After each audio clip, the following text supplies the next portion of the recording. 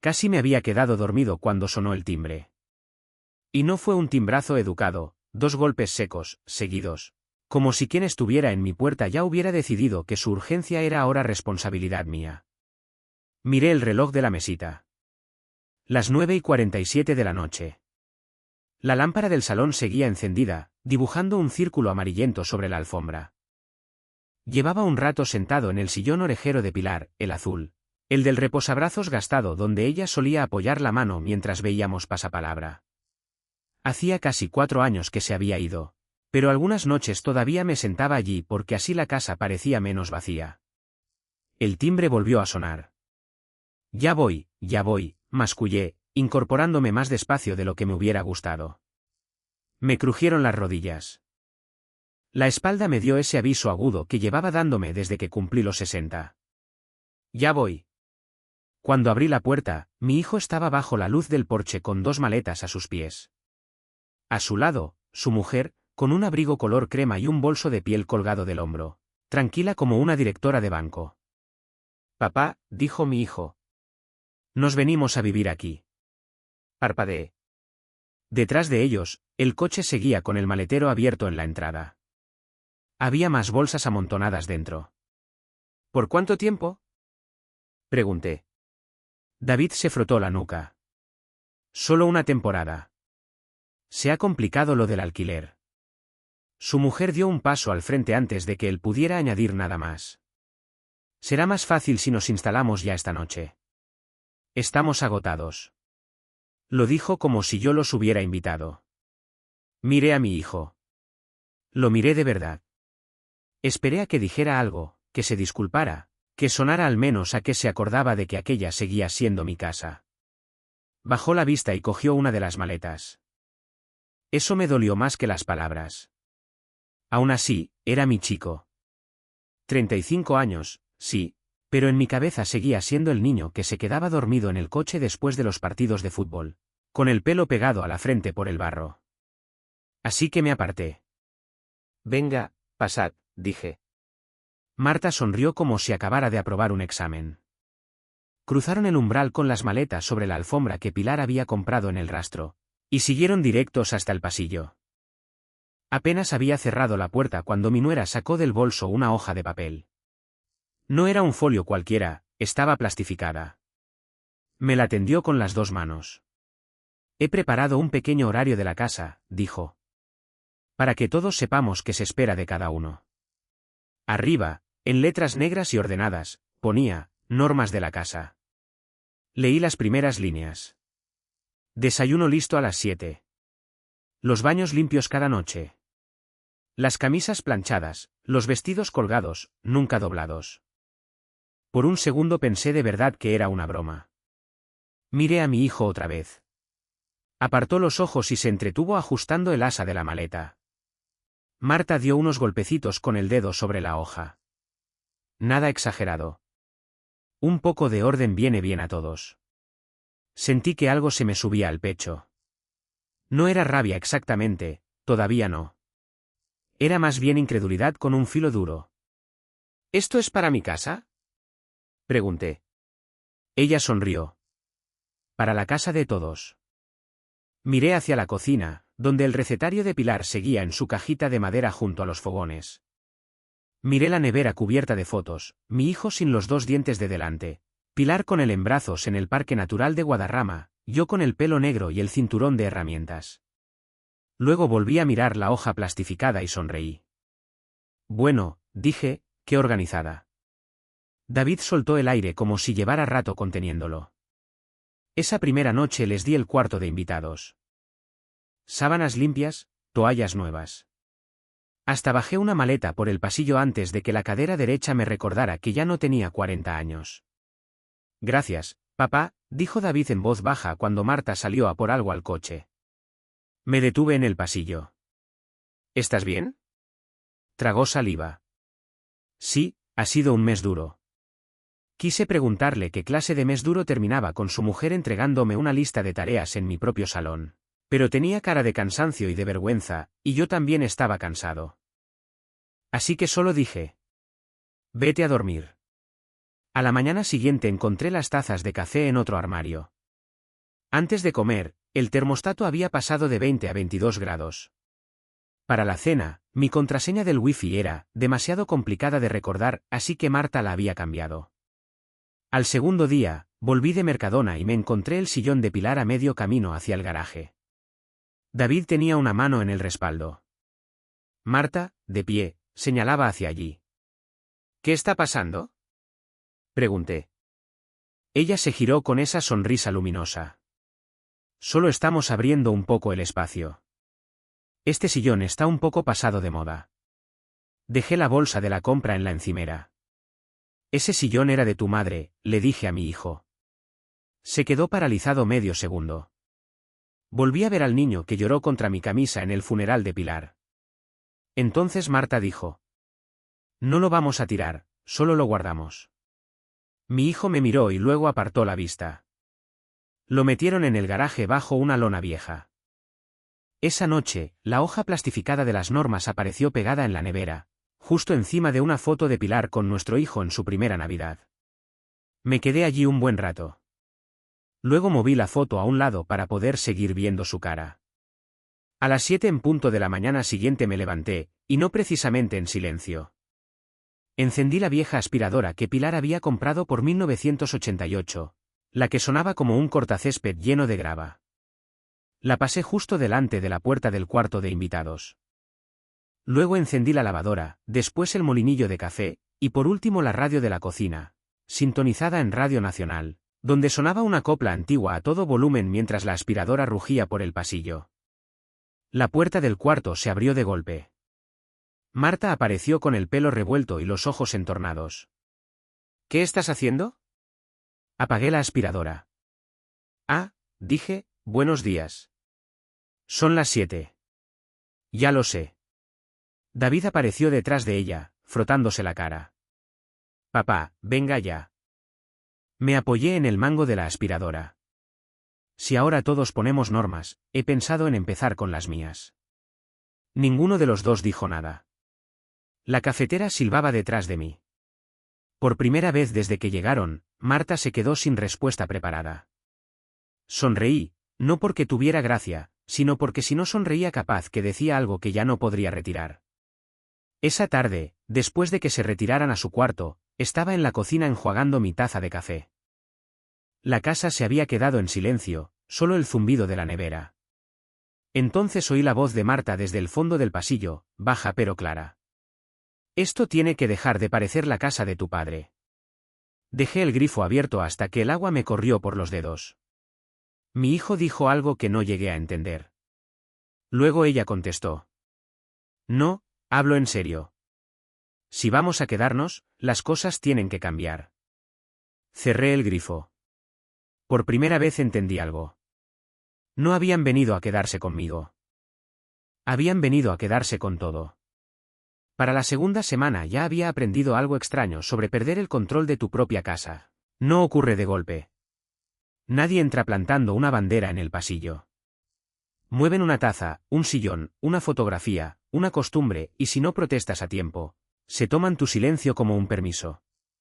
David empezó a aparcar en mi sitio del garaje. No preguntó. Un día llegó de su trabajo en Comercial, allá por Las Rozas, y metió su coche gris justo donde yo había aparcado la furgoneta durante 27 años. Cuando salí de la cocina, él ya estaba bajando, maletín en mano. Ah, dijo al verme. Pensé que sería más fácil así. Marta necesita la entrada y tú de noche casi no sales. Miré más allá de él, hacia mi furgoneta, aparcada fuera bajo la llovizna de marzo. Ah, sí. Dije. Cambió el maletín de mano. Es solo mientras estemos aquí. Mientras estemos aquí. Esa se convirtió en la frase mágica. Marta la usaba para todo. Cambió los cereales a un armario más bajo porque, según ella, esta despensa necesita fluidez. Sustituyó mi alfombrilla de baño porque le parecía cansada. Metió el sillón de Pilar, el de verdad, más al fondo del garaje y apiló 2 cajas de plástico delante, como si enterrándolo lo suficiente fuera a dejar de importar. Un sábado por la mañana volví de podar el seto y me encontré un sofá de 3 plazas, blanco, justo donde antes estaba el sillón. Todavía llevaba las etiquetas colgando. Marta estaba de pie en el salón, haciendo fotos con el móvil. ¿A qué abre mucho el espacio?, preguntó. Me limpié las manos en un trapo viejo. ¿De dónde ha salido esto? De IKEA. Buena oferta. David estaba junto a la ventana, fingiendo estudiar el ticket de compra. Lo miré. Compráis muebles para un sitio en el que solo vais a estar una temporada. Marta rió con suavidad. Sigue siendo útil, Ignacio. Nos lo podemos llevar luego. Siempre me llamaba Ignacio. Nunca, papá, nunca, don Ignacio, solo Ignacio, como si fuera un compañero de trabajo al que había que gestionar sin ofender. Entré en el garaje esa misma tarde. El sillón de Pilar seguía allí, bajo la lona, con una pata de madera asomando. Tiré de la lona y me quedé mirándolo. La tela estaba desgastada en los brazos. Había una pequeña mancha de café en el cojín izquierdo, de aquella vez que Pilar se rió tan fuerte con algo de la tele que se le derramó media taza. Nunca terminé de limpiarla del todo. No quise. Me senté en un cubo de pintura vacío, a su lado, y así me encontró mi vecino, cuando ya había cambiado la luz. Ramón Ibáñez llevaba 22 años viviendo en la casa de al lado. Policía local jubilado. Alto, delgado, con bigote gris y esa manera de fijarse en las cosas que uno preferiría que no notara. Llamó 2 veces en el marco abierto del garaje. ¿Te escondes de las visitas o escondes pruebas? Levanté la vista. Las 2 cosas, quizá. Entró y señaló con la cabeza hacia el sillón. Ese no se ha movido solo. No. Pilar habría enterrado vivo a quien lo tocara. Me reí a mi pesar. Habría empezado con un sermón y de ahí para arriba. Ramón se apoyó en el banco de trabajo. ¿Se están instalando bien? Notaba la pregunta detrás de la pregunta. Se están instalando, dije. Miró hacia la casa. A través de la ventana de la cocina, Marta se movía como si hubiera nacido allí. David estaba a su lado, asintiendo a algo del móvil. Ramón siguió mi mirada. La gente no se queda con una casa de golpe, dijo.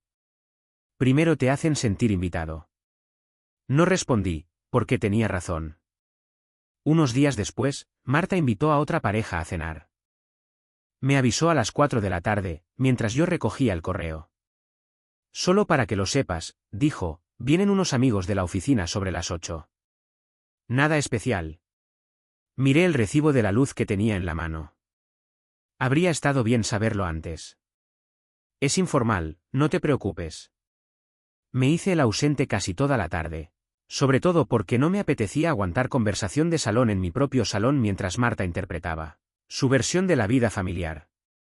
Sobre las 9 entré por la puerta trasera con una bolsa de basura del garaje. Llevaba puesta la chaqueta de trabajo vieja y los guantes.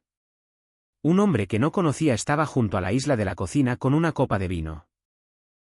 ¿Usted es el del mantenimiento?, me preguntó. El salón se quedó quieto medio segundo. La sonrisa de Marta tembló. David me miró. Esperé. Le habría bastado con 3 segundos, es mi padre. Esta es su casa. Pero se quedó mirando el suelo. Marta soltó una risita. Ah, es Ignacio. Ignacio. No, mi suegro, no, el padre de David. Solo Ignacio. El hombre se puso colorado. Perdone, no lo sabía. No pasa nada, dije. Pero sí pasaba. Solo que no hacía ruido. Subí, me senté en el borde de la cama y miré la foto de Pilar en la cómoda. Estaba de pie en la playa de la Concha, en San Sebastián, con el pelo revuelto por el viento, riéndose de mí porque nunca sabía hacer una foto derecha. No sé qué le ha pasado, le dije en voz baja. Claro, la foto no contestó. La respuesta de verdad llegó 3 noches después. Me había levantado sobre las 11:30, porque a un hombre mayor y a un vaso de agua de más después de cenar no les sienta bien mezclarse. De camino de vuelta del baño vi luz bajo la puerta de David y Marta. Sus voces sonaban bajas. No pretendía escuchar, o al menos eso me dije. Entonces oí a Marta. No podemos seguir fingiendo que esto es temporal. David dijo. Lo sé. Tiene que firmar antes de que cambie de idea. Se me tensó la mano en la barandilla. David bajó la voz. No quiero llevar a mi padre a ningún sitio. Una pausa. Luego Marta. No a una residencia. No lo hagas sonar feo. Solo a algo más pequeño. No necesita tanto espacio. ¿Tanto espacio? La casa que Pilar y yo habíamos pagado a base de horas extra, año tras año. La casa donde David dio sus primeros pasos. La casa donde sostuve la mano de mi mujer durante el último invierno de su vida. Me quedé de pie en el pasillo a oscuras, descalzo sobre la moqueta, sintiéndome más viejo que en años. David dijo. No le va a gustar. Marta respondió. Se acostumbrará. Siempre lo hace. Volví a mi cuarto y no dormí. A las 6:15 de la mañana siguiente, me senté en la mesa de la cocina con mi primer café, mirando la hoja plastificada todavía pegada en la nevera. La foto de Pilar en Navidad seguía empujada a un lado. Me temblaron un poco las manos al coger el móvil. No de miedo, de tomar una decisión que llevaba demasiado tiempo aplazando. Busqué un número que no marcaba desde hacía casi un año. Despacho Ortega, buenos días, dijo la recepcionista. Soy Ignacio Herrera. Necesito hablar con Elena Ortega. Unos minutos después se puso Elena. Su voz sonaba tranquila, familiar. Ignacio, dijo. ¿Va todo bien? Miré hacia el pasillo, donde mi hijo y su mujer seguían dormidos. No, dije, pero ya estoy cansado de fingir que sí. Hubo una pausa. ¿Es por el testamento y el usufructo que arreglamos después de que se fuera Pilar? Cerré los ojos. Sí, dije. Creo que ha llegado el momento. Ven esta tarde al despacho, contestó. Trae lo que creas que puede servir, aunque te parezca poca cosa. Esa frase se me quedó grabada toda la mañana. Aunque te parezca poca cosa.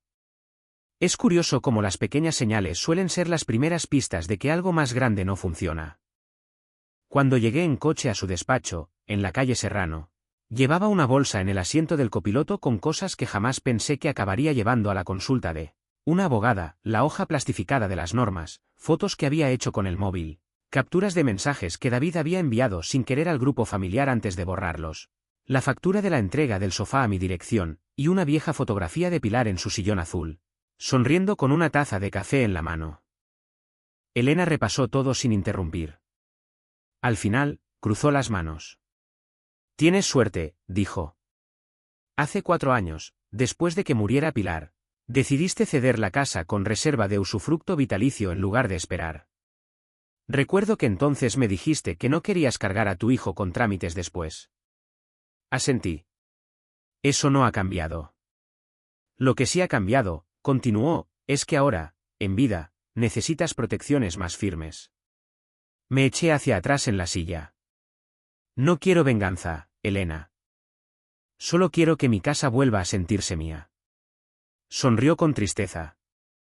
Eso es muy distinto. Me explicó los papeles en cristiano. La casa ya figuraba, mediante escritura, a nombre de mi hijo, pero con mi usufructo vitalicio inscrito en el registro de la propiedad. Nadie podía obligarme a vender ni a marcharme. Nadie podía presionarme para renunciar a ese derecho. Pero podíamos reforzar las cláusulas sobre coacción, ocupación no autorizada e intentos de manipular mis decisiones patrimoniales. ¿Esto le hará daño a David para siempre? Pregunté. Elena no respondió enseguida. No, dijo por fin, pero no poner límites sí podría hacérselo.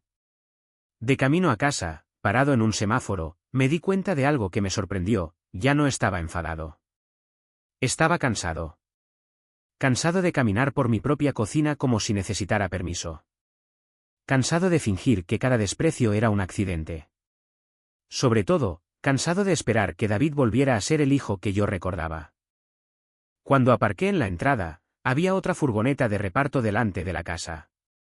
2 hombres descargaban cajas etiquetadas como mobiliario de despacho. Entré con mi bolsa. Marta me salió al paso en el pasillo. Ah, perfecto, dijo. ¿Puedes firmar la entrega? ¿Qué es esto? Muebles para el despacho. ¿Qué despacho? Ella sonrió. El nuestro. Firmé. No porque estuviera de acuerdo, sino porque quería el recibo. Esa tarde, Ramón se acercó con 2 botellas de mosto. Había dejado el alcohol al jubilarse. Pensé en rescatarte, dijo. Nos sentamos en el patio trasero mientras el sol se escondía tras los cipreses. Ninguno habló durante un rato. Al final preguntó qué tal iba todo. Le tendí una botella. Están tomando medidas de las habitaciones. Asintió. Están comprando muebles. Volvió a asentir. Están hablando de llevarme a algo más pequeño. Eso sí lo hizo mirarme. ¿Eso te lo han dicho de verdad? Le conté todo. Escuchó sin interrumpir. Cuando terminé, dio un trago lento. ¿Sabes? Dijo. Pasé 32 años atendiendo conflictos familiares.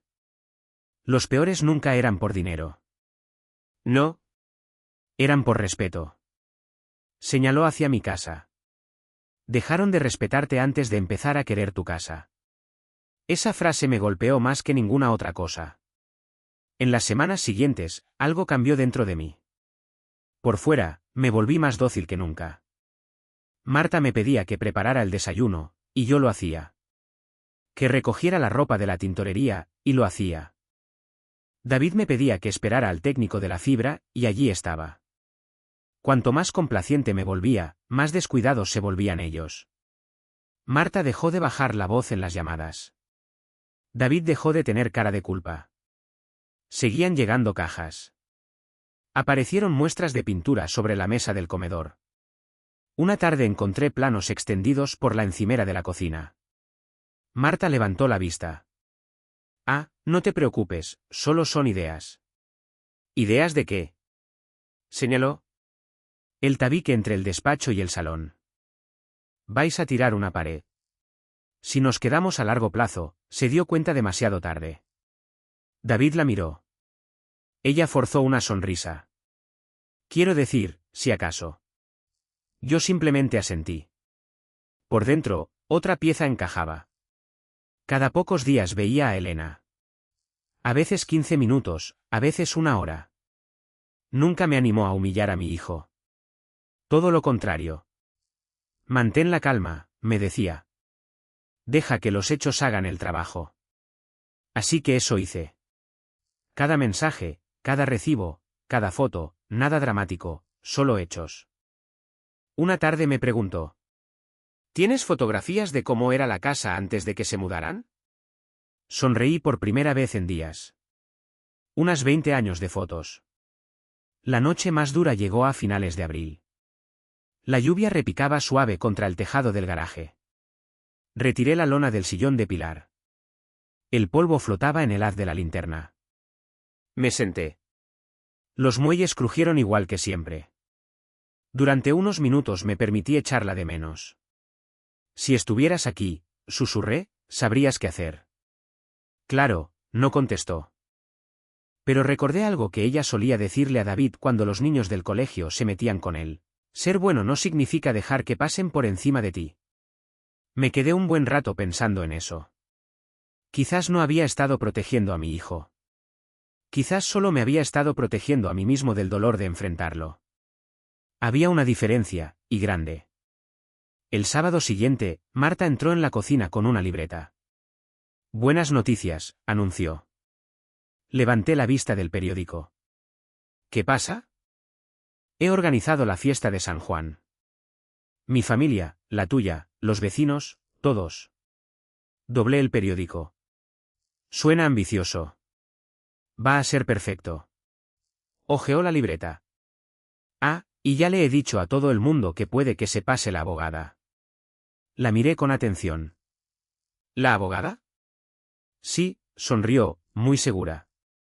Aprovechamos que está todo el mundo para dejar el papeleo cerrado. David se quedó a medias sirviendo el café. ¿Marta? Ella no le hizo caso. Tiene sentido. Me miró. Digo, en cuanto la casa esté ya oficialmente a nuestro nombre, podemos empezar de verdad con la reforma. Silencio. Ella lo tomó por un sí. Les diré a todos que esperen buenas noticias. Doblé despacio el periódico. Luego sonreí. Me parece una idea excelente. Ella se iluminó. David me miró a mí, luego a ella. Algo en mi expresión debió de inquietarlo, porque por primera vez en semanas puso cara de miedo.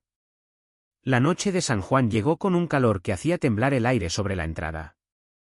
Para las 10 de la mañana, Marta ya se había apoderado de mi cocina. Llevaba una carpeta en una mano y el móvil en la otra. Las brochetas a la izquierda de la parrilla, le decía a David. Las hamburguesas a la derecha. Los postres en la isla.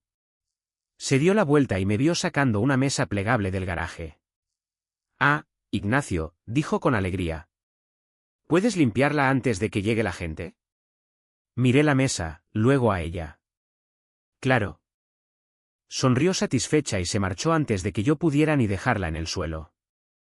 Ramón, que llevaba 10 minutos fingiendo podar el seto de la linde, me buscó la mirada. ¿Estás bien?, preguntó en voz baja. Lo estaré. Asintió una vez. Con eso me basta. Hacia el mediodía empezaron a llegar los coches. Mi hermana Carmen trajo su tortilla de patatas. Mi primo Ricardo llegó con 2 neveras llenas de refrescos. Los niños corrían por el jardín con banderines, mientras alguien ponía una playlist de verano en un altavoz portátil. Durante un rato, casi se pareció a las reuniones familiares que organizaba Pilar. Casi. Entonces Marta empezó a dar visitas guiadas por mi casa. Nuestra cocina tiene una luz de mañana increíble, le decía a una pareja. Señalando hacia el despacho, estamos pensando tirar este tabique en cuanto se cierre el papeleo. Nuestro. En cuanto se cierre el papeleo. Nadie la corrigió porque nadie sabía la verdad. Todavía no vi a David junto a la parrilla, dándole la vuelta a las brochetas sin decir gran cosa. Me miraba de reojo cada poco. Cada vez que se cruzaban nuestras miradas, apartaba la suya. Ramón se acercó con 2 platos. ¿Me robo un pincho antes de que llegue la multitud? Adelante. Se apoyó en la valla, a mi lado. ¿Nervioso? Un poco. Deberías estarlo, sonrió. Luego se puso serio. Pero estás haciendo lo correcto. A las 2:30, un coche oscuro entró en la entrada. Elena Ortega bajó con una carpeta de piel bajo el brazo. Marta la vio antes que nadie. Aplaudió. Ah, perfecto. Elena, qué alegría que hayas podido venir. Elena sonrió con cortesía. Buenas tardes. Marta miró a todos los reunidos junto a la terraza. Qué buen momento. Así podemos cerrar el papeleo antes del postre. Varios familiares se giraron. Carmen frunció el ceño. ¿Qué papeleo? Marta se rió. Nada emocionante. Ignacio ha decidido que es el momento de traspasar la casa. Así nos ahorramos líos más adelante. Sacó de un cajón de la cocina una caja de bolígrafos nuevos. Hasta los he comprado nuevos. Elena me miró. Asentí una vez. Lo entendió. Marta me tendió un bolígrafo. Cuando quieras. Sonreí. No hará falta tu bolígrafo. Ella parpadeó. ¿Cómo? He dicho que no hará falta tu bolígrafo. El jardín se quedó extrañamente en silencio. Incluso los niños parecían haberse alejado. Elena abrió su carpeta. Ya que parece haber cierta confusión, dijo con calma, el señor Herrera me ha pedido que aclare la situación de la titularidad de esta vivienda. Marta frunció el ceño. ¿Qué tiene eso que ver con hoy? Tiene que ver, respondió Elena, sin alterarse, con que la casa está sujeta a un usufructo vitalicio a favor del señor Herrera, inscrito hace 4 años, poco después de que falleciera su esposa. Marta frunció el ceño. ¿Y eso qué cambia? Cambia, dijo Elena, que nadie puede transferir la casa, venderla ni disponer de ella sin contar con ese derecho. El señor Herrera no puede ser obligado a marcharse. Varios familiares se miraron confusos. Elena continuó antes de que nadie pudiera interrumpir. En las últimas semanas, el señor Herrera me ha pedido que refuerce las cláusulas relativas a presiones, coacciones o intentos de manipular sus decisiones patrimoniales. Marta se cruzó de brazos. Esto es ridículo. Quizá, dijo Elena, las pruebas ayuden a explicar por qué esas medidas han sido necesarias. Colocó la primera fotografía sobre la mesa de la terraza. El sillón azul de Pilar, cubierto por una lona, escondido tras cajas en el garaje. Ramón apartó la mirada. Mi hermana Carmen se llevó la mano a la boca.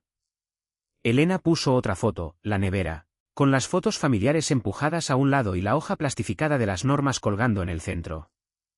Desayuno a las 7. Baños limpios cada noche. Camisas planchadas, vestidos colgados, nunca doblados. Nadie se rió.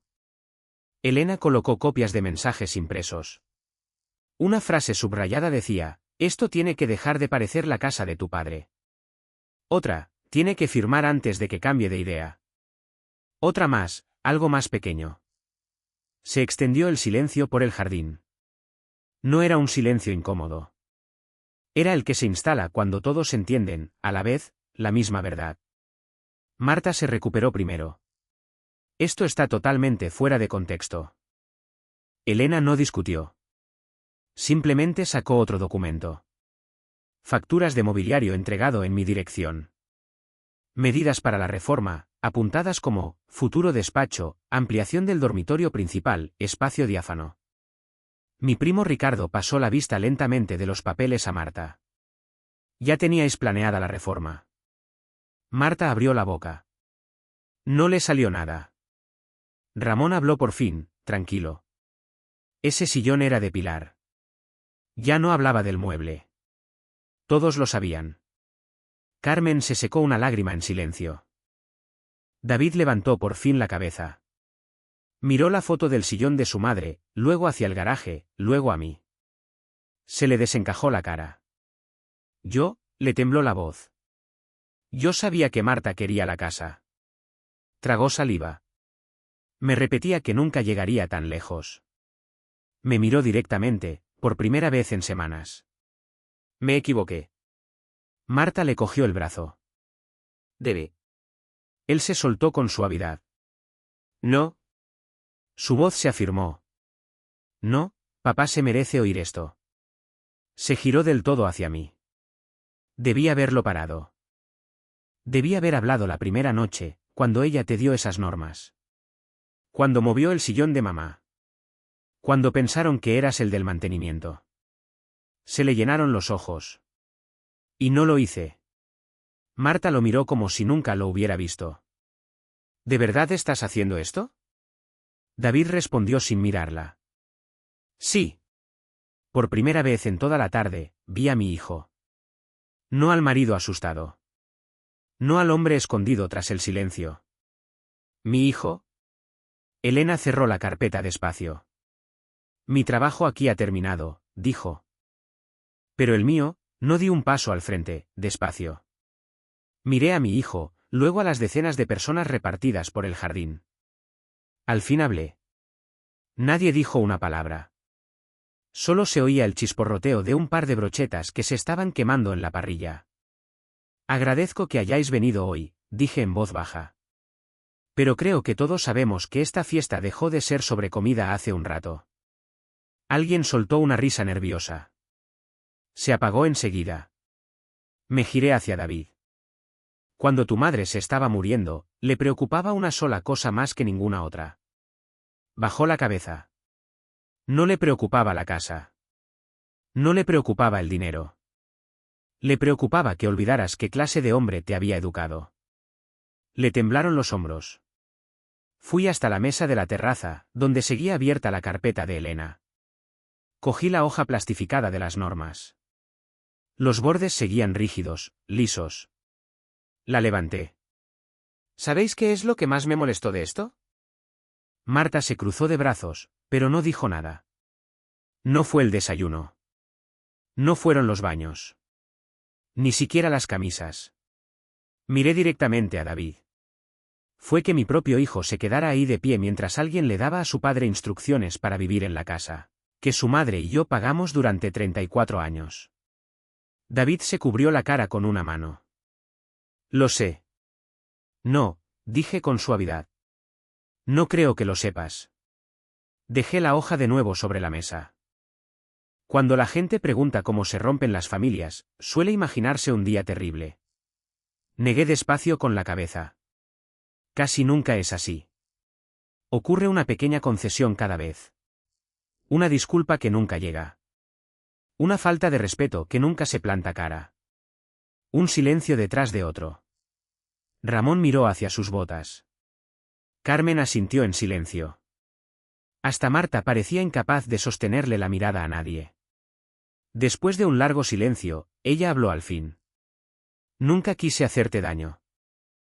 Su voz sonó más pequeña de lo que la había oído nunca. De verdad pensaba. Se detuvo. ¿Qué? Pregunté. Pensaba que las familias tenían que ayudarse. Y así es. Pensaba, continuó, que si algún día íbamos a heredar la casa de todos modos, tenía sentido hacer que funcionara ya para nosotros. Asentí despacio. Ahí está. No estabais esperando una herencia. Estabais viviendo dentro de una. Abrió la boca otra vez, luego la cerró. No quedaba nada que defender. David se acercó. Tengo deudas. Las palabras le salieron de golpe. Nunca te lo dije porque me daba vergüenza. Miró alrededor, a toda la familia. Seguía pensando que un ascenso más lo arreglaría todo. No lo arregló. Luego Marta perdió 2 clientes. Empezamos a pedir dinero prestado, y luego más. Me convencí de que mudarnos aquí sería solo temporal. Se le quebró la voz. Pero cada vez que debía haberle dicho que no. No dije nada. Me miró. Te he fallado. Respiré hondo. Sé que la vida acorrala a la gente. Yo también he estado sin Blanca. He hecho dobles turnos. Me he saltado vacaciones. Comí bocadillos de mortadela una semana entera porque tu madre y yo teníamos que pagar la hipoteca. Algunos parientes sonrieron con tristeza. Hicimos lo que había que hacer. Pero nunca resolvimos nuestros problemas quitándole la paz a otro. David asintió entre lágrimas. No, no lo hicisteis. Fui hasta el garaje. Esa misma mañana había dejado algo junto a la puerta, una caja de herramientas de metal, roja y desgastada. La misma que llevé durante casi 30 años como electricista. El asa estaba pulida de tanto uso. Las esquinas, rayadas. Dentro estaban mis alicates de electricista, los pelacables, los destornilladores, y la cinta métrica que Pilar me regaló por nuestro 20 aniversario, porque decía que siempre le pedía prestada la de los demás. Se la llevé y se la puse en las manos. La miró fijamente. Papá. Cógela. La aceptó con cuidado. No lo entiendo. Lo sé. Apoyé la mano en la tapa. Esta caja construyó todo lo que ha importado en mi vida. Mi trabajo, esta casa, la vida que compartí con tu madre. Lo miré a los ojos. No te estoy dando una casa. Te estoy dando una oportunidad. Para cuando vuelvas a construir algo con tus propias manos. Ven a cenar conmigo.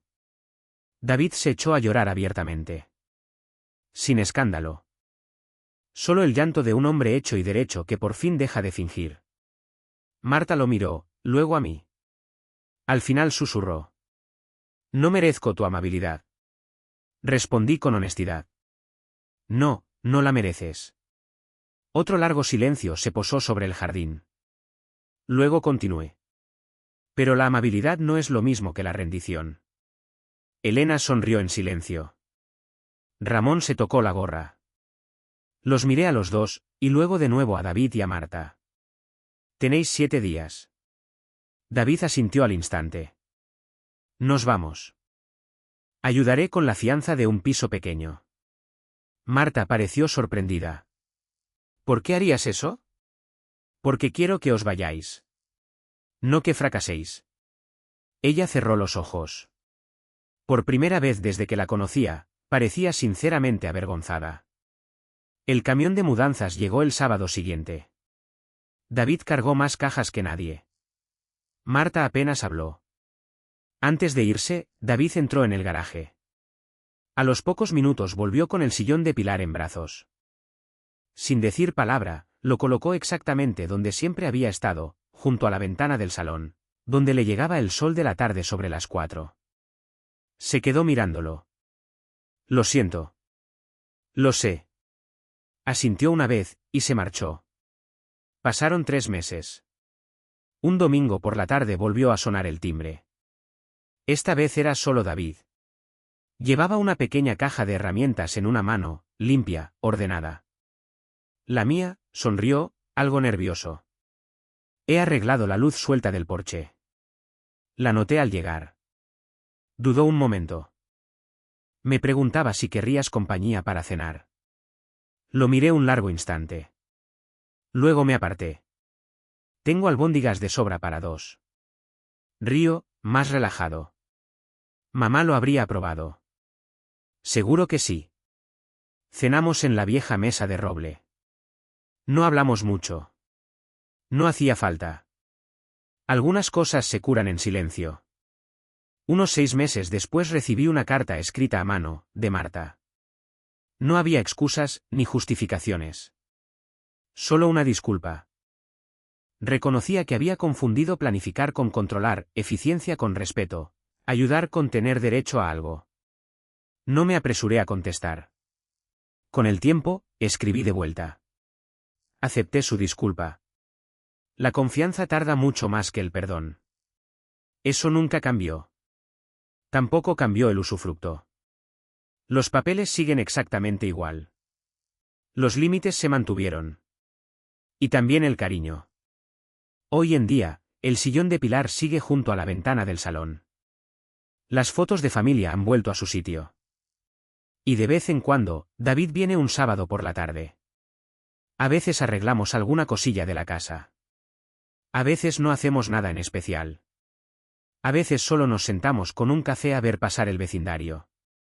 Hacerse mayor no significa renunciar a tu voz.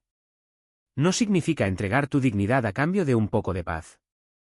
A veces, lo más cariñoso que puedes hacer por tu familia es enseñarles dónde está el límite, y sostenerlo. Si alguna vez has tenido que elegir entre mantener la paz o proteger tu propio respeto, no estás solo. Me encantaría saber qué aprendiste tú de una experiencia parecida. Gracias por pasar este rato conmigo, y cuídate mucho.